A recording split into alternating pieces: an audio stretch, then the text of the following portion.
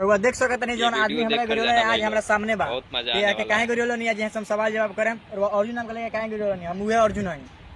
तो हम काहे ना करियाई अर्जुन नाम के लड़का के बताई ना काहे करियाई रउआ काहे ना करियाई अच्छा। एगो अर्जुन नाम बका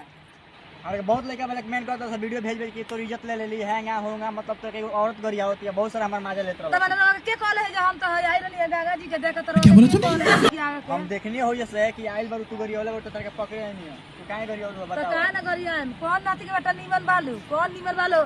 अर्जुन को चाहे के ओकर कौन नाती के बेटा नाम उठ बनला ही लेवेला लो इसकी तो होई मां ना से का जे बाप रे हे जमाना में लड़का उ कुली करम ना करत आज जब तक ले उ लड़का उ कुली करम कइल ना छोड़े स हम सब काम ना करेनी उ सब काम ना करनी गजब बेइज्जती ना करेंगे तो तब चुरे तनी काहे ई तो होई ना से रोला रउआ काहे गरिया होत नहीं अर्जुन नाम के लड़का जोना के मतलब कुछ बिगड़ला बा ओकरा गरिया अर्जुन नाम के लड़का ढेर के बा अच्छा अच्छा लोग बा तो ठीक बाटे हम केहू के करे से का कर बदरो के कहल है कि काहे होई नहीं खत्म। काहे गरिया में रउआ आ वीडियो बंद कर जी वीडियो काहे गरिया में रउआ मत बंद करिया भाई काहे गरिया वीडियो काहे बनाता काहे गरिया में है जो हम अकेले आले हमारा साथ गेम साल नहीं के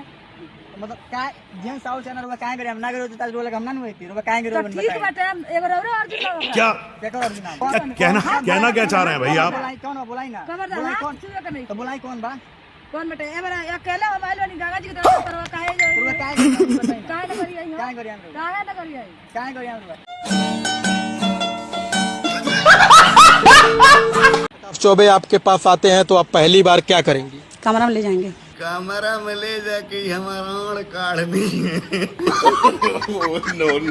कमरे में ले जाएंगे हाँ कमरे में ले जाएंगे और उसके बाद क्या करेंगे? कमरे में ले जाएंगे वही होता है जो घोप घोप होता है घोंप घोंप करिएगा हाँ वही करेंगे उसके साथ हाँ हाँ छोड़ेंगी नहीं? नहीं